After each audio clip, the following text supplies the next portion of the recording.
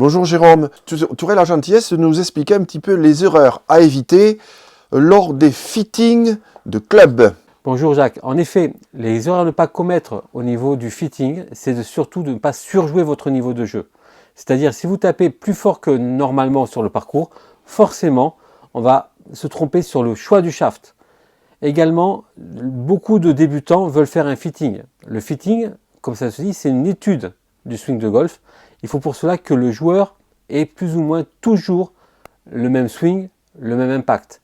Sinon, c'est très difficile d'estimer le bon club, le bon choix du shaft, exactement pour chaque joueur. Bon, alors, est-ce que le fitting se fait de la même manière pour les fers, pour les bois et pour le putting par exemple?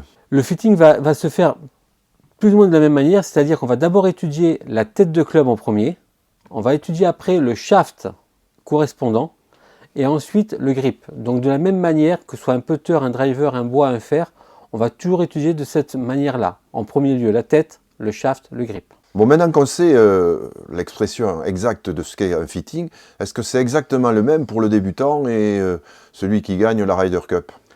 Alors, il est évident que le joueur de très haut niveau, on va faire une étude beaucoup plus poussée parce que lui, il a toujours la même qualité de swing, il a toujours la même manière de taper la balle, il a toujours le même centrage de balle.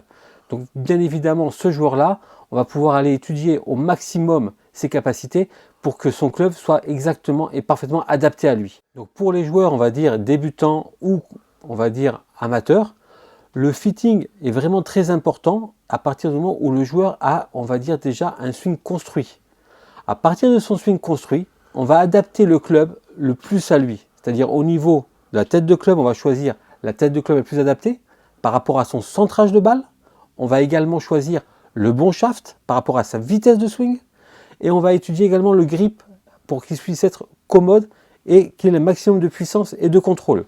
Donc l'étude du joueur moyen et débutant est importante dès qu'il a, on va dire, un swing toujours identique.